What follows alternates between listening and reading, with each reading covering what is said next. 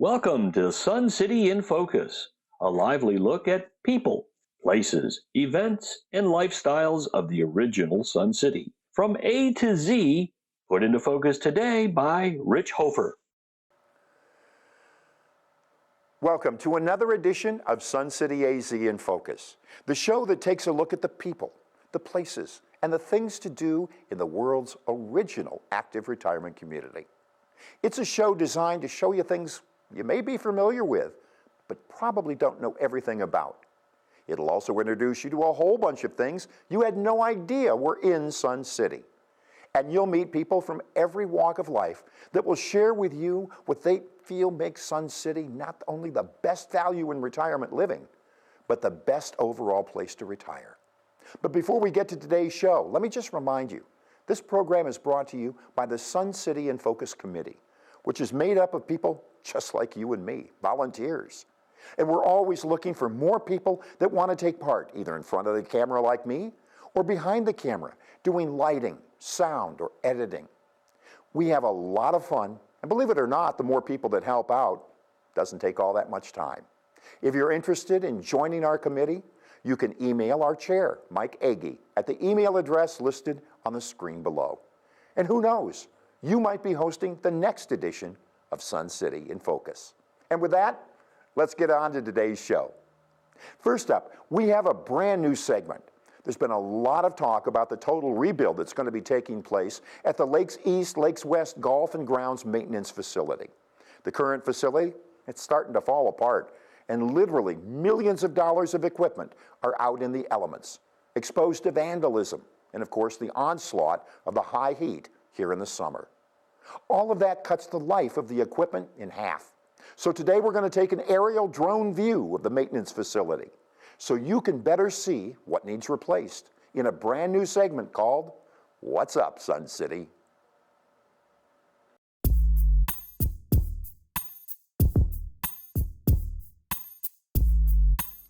What's up, Sun City? Today we're going to look around the Lakes East-West Maintenance Facility. It's going to be torn down and replaced with a new $3.9 million building and yard.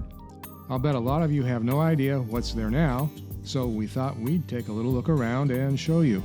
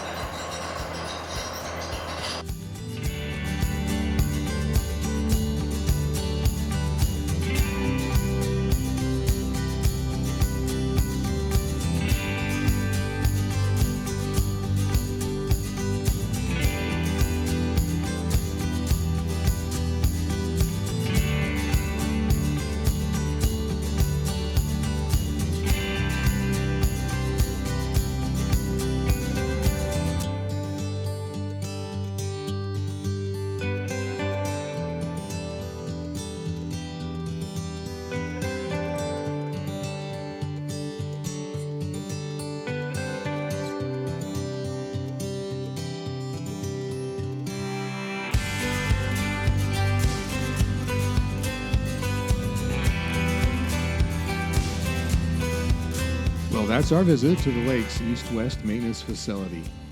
We had free rein, no one directed our shooting, so we just showed you what we could find. Hope this was informative for you. It was for us.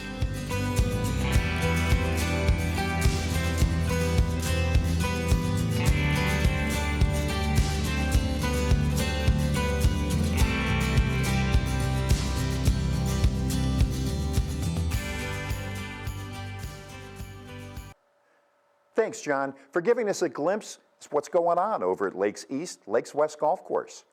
By the way, did you know that over the past several years, Lakes East and Lakes West have been the most popular golf course in Sun City? This year alone, it'll have over 60,000 rounds of golf played there. It's a lot. Next up, we welcome back Trudy Bryson, who's going to show us how you can get involved in one of the oldest buildings in Sun City, and why you want to, as Trudy shows us the latest fundraising effort at the Sun City Museum.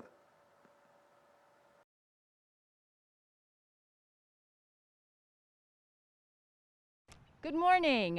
My name is Trudy Bryson, and here we are at the Del Webb Sun City's Museum. And actually, this museum is on the National Register of Historic Places. And with me, Paul Herman, Vice President of the museum. Thank you. So tell us a little bit about the museum and then about your special project. Okay. First off, welcome to the Del Webb Sun Cities Museum, all of you that are watching this. I want to give you an idea. January 1st, 1960 was our opening day. And there were more than 100,000 people walking up and down this Oakmont Street here, looking at these 5 model homes, of which this one is number 1. That very first weekend, 237 homes were sold. Now the amazing thing is that we were out in the middle of nowhere at that point in time. But the thing Del Webb said to his people was that before they could sell a house, everything had to be in place for the community. So not only were the 5 model homes here, the shopping center across the street was here, about half the size it is now. The recreation center behind us, which was called Community Center, is now Oakmont. And the North Golf Course behind the museum here was also all in place. So people from day one had all the amenities available to them to use. Now, the great thing about that was that a lot of stuff was going on in other parts of the country where developers were promising people things. We had it right from day one, and we're successful. Del Webb had planned on selling 1,300 homes in the first 3 years this community was open. They ended up selling 2,000 homes in the very first year. So it was a success from day one. With the COVID going on right now, all we have available for people to come into the museum is by appointment only, in groups of 4 or less. So we'd love to have you guys come by, see the museum, and learn more about the story, because that's all I'm going to tell you at this point, because we want to move on to the project that we have in mind. And what project is that? That is our Pathway to Friends. Pathway to Friends. Okay, let's go around the back to the Pathway of Friends. Okay. So here we are at the rear of the museum in front of the Pathway of Friends. So Paul, how did this whole project get started? Well, one of the things is with the COVID and our limited viewers coming by the museum right now, it's really affecting our income. And the only way we keep things going is through memberships, which I want to encourage everybody to become a member of the museum.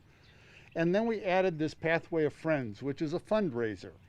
And the nice thing is, this is something that anybody can get involved in. And we have people dedicating a paver to a club they're a member of, to an organization they're a member of, to businesses, or in many cases to their parents who were the first generation or second generation. So this is something that is raising good funds for us, and we'd like to get everybody involved. It's inexpensive from the standpoint the 4x8 bricks are $80, the 8x8 are $120. If you add a logo to any one of them, it adds $6. Now, you can use any of the literally hundreds of logos that our paver company has on their website, or you can upload your own logo, create it yourself, and make anything happen. And the nice thing with this is, let's say you go with the larger brick with a logo on it, you got $126 invested in it. This is something that's going to be dedicated to whatever your cause or person is for generations to come, because this will be here forever. And as we expand around the corner here, because right now we have another 20-some pavers that we're waiting to have arrive, This will be here forever. And if we fill in this whole area, we'll start putting them on the other side of the sidewalk too. So we really hope people get behind this big time for us. Yeah, so do I. And so who put all those pavers in there, Paul? We had the field laid by somebody who knows what he's doing, and then my wife and I actually put in the engraved pavers as they come. So it's like one of them little boards with the little squares on it where you would slide them around and make things happen. So That's wonderful. Yeah.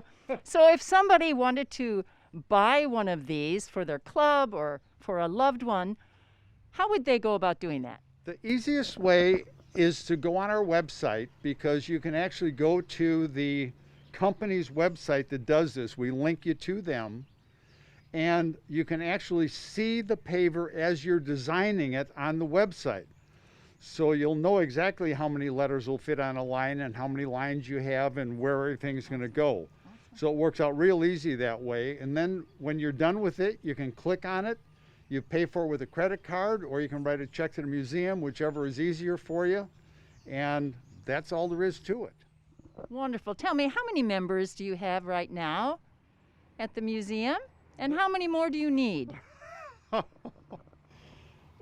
We've been around for quite a few years now, and our membership right now is about 250 people, which is sad when you consider the number of homes we have here in Sun City.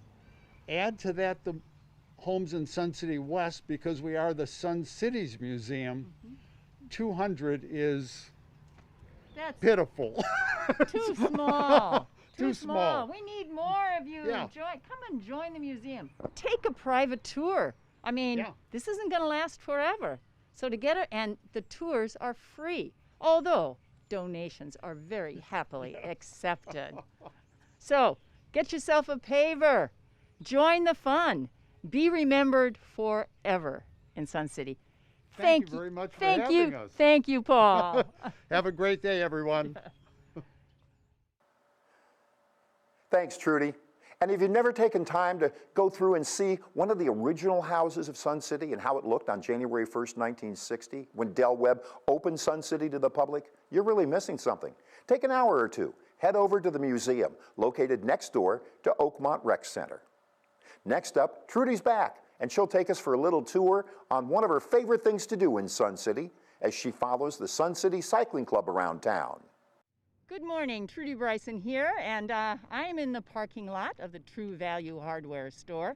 It's on the corner of 103rd and 99th Avenues, and you might notice this very large, wonderful-looking group behind me. This is the Sun City Cycling Club. Actually, it's only part of the Sun City Cycling Club. It's a Tuesday morning. This is one of their regular rides, and standing next to me is Warren Smock. He is a co-chair of this club, and Warren has done something I think is very special. He's marked out some bicycling routes using pavement markers in Sun City, so that anyone who is interested in cycling in Sun City, you don't even have to leave. You can be here, have fun with your friends. And Warren, what prompted you to set up these routes?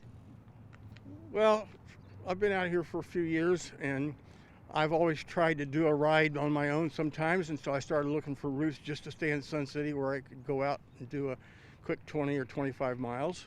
And in the process of doing that, I just sort of inadvertently developed some routes within Sun City.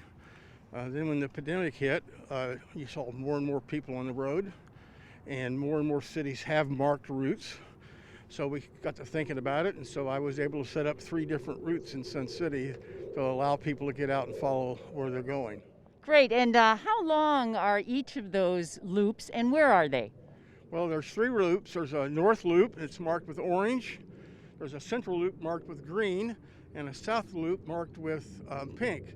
The north loop is all north of Bell. Central loop is between Bell and Grand, and the south loop is south of Grand and north of Olive. And they range from 8 to 10 miles. Wonderful, and tell me, what do these pavement markers look like, and what are they called?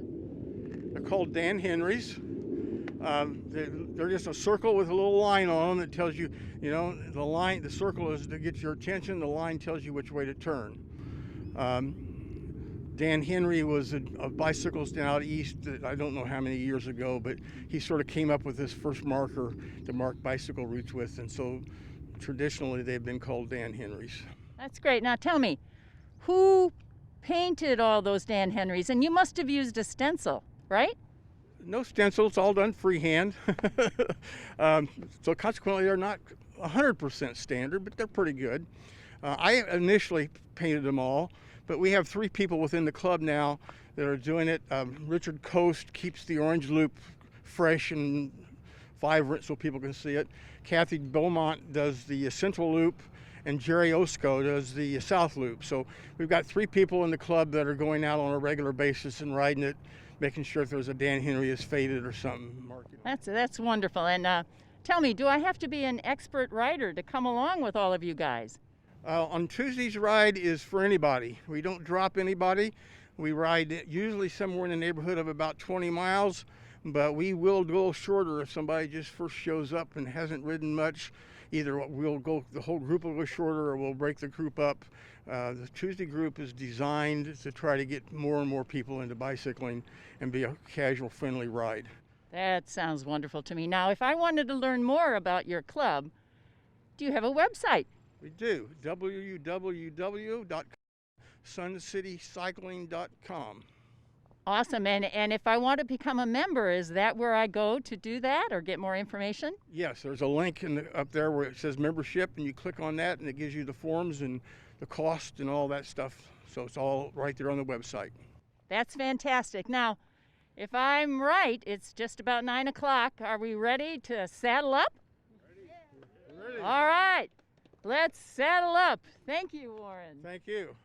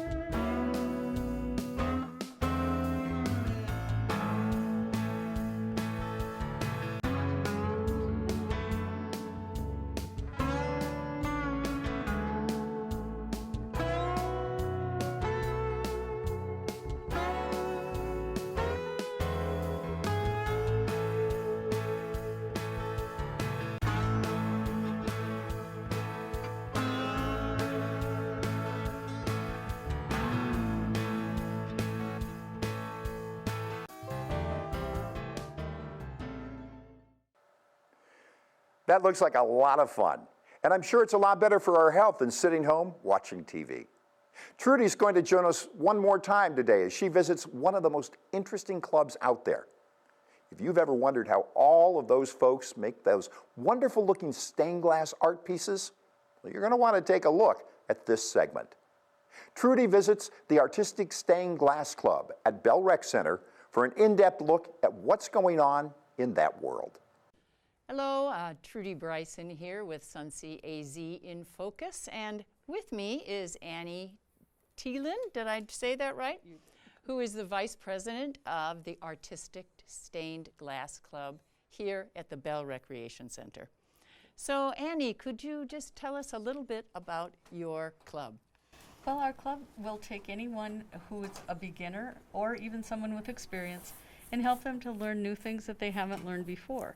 So you can do traditional stained glass where you have lines in between everything. We teach people how to fuse. We also have classes on making stepping stones where you use concrete and put stone or glass with them.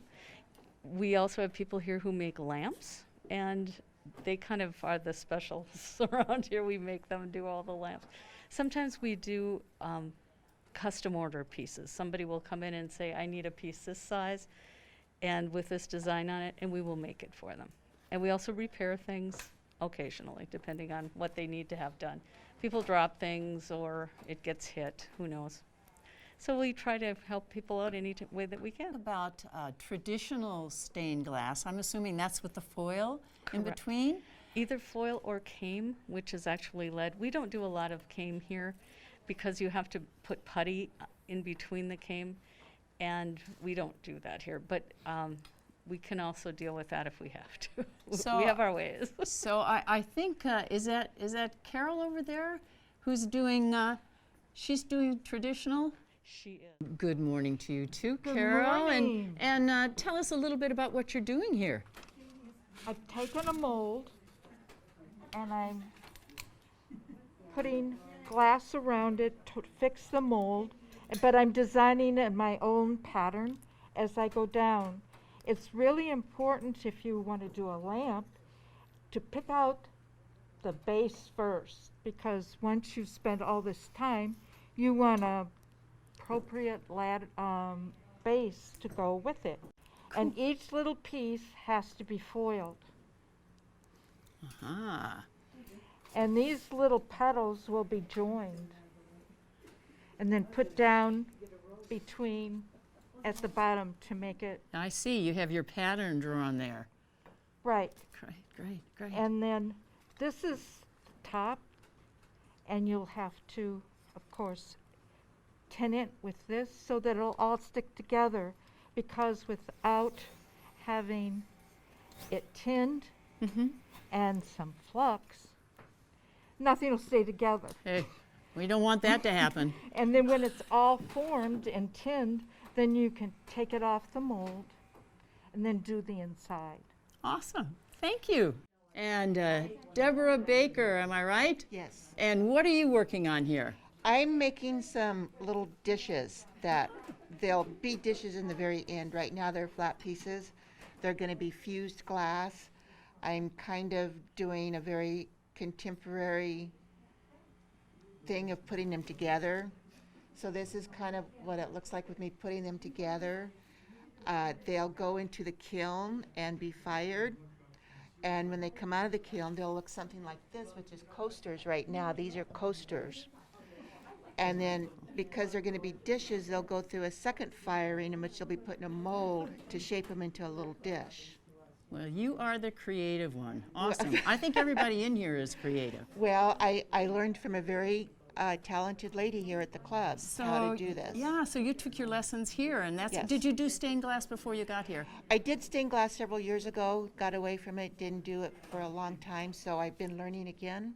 Awesome. And I've learned many, many things since I've been here. The people here have been doing it for years. They're very Yes, talented. Yeah. They really enjoy sharing their knowledge, so I've learned a lot since I've been here. So if you don't know anything like me, I Yeah. could come in here and I could learn how to do this. Oh, yeah. All I mean, you right. could take a class and be doing this in just a month. Hey, that's Yes. what I like to hear. Yeah. Thank you. Here is Jan Mock, and Jan, tell us what you are working on. Well, it's just the traditional stained glass again, and I cut my pieces to the pattern I want. I foiled, and now I'm in the soldering process, which is pretty much the finishing touching except for your framing. So I'm just putting the solder on where your foil is. Oh, you are good. Well, not always, but sometimes. Oh, yeah, man, look at that. That's you just that's touch it up. beautiful. And then once it's all said and done, Yeah. Oh, that's the back side. So, lovely. And tell me, what are you going to do with that? hang it up. Hang it up. Hang it up. So, Bob, I understand that your club has a community project that you work on. Yes, we did. For Valentine's Day, we had all the members make different type hearts. Everybody made their own design, and we gave them to one of the local adult centers here. And they had a drawing, and they said the people just absolutely loved it. So they had a drawing, and then people could pick out a heart? Correct, correct. That's awesome. What a great thing to do. I mean, that's pretty common here in Sun City, too, right? We're a volunteer community, but we're also givers. Correct. It was a very satisfying project for all these members, absolutely. Give to someone who doesn't have the ability to do this. Awesome. It was fantastic. Good for you guys. Thanks. Thank you. Well, that's going to wrap it up for today. I want to thank Trudy Bryson, John Wood, the Sun City Museum, the Sun City Cycling Club, and the Artistic Stained Glass Club for giving us a special insight into their worlds. And we want to thank all of you for all the kind words and emails that you've shared with us over the first 2 episodes. This show is done entirely by volunteers, and most of us have little and no experience in television production. Again, if you'd like to help out, please feel free to email our committee chair, Mike Agee, and let him know that you're interested. And if you have any ideas for upcoming episodes, let him know that as well. For John Wood, Trudy Bryson, the entire crew and the committee of Sun City AZ in Focus, I'm Rich Hofer, and we'll see you next time.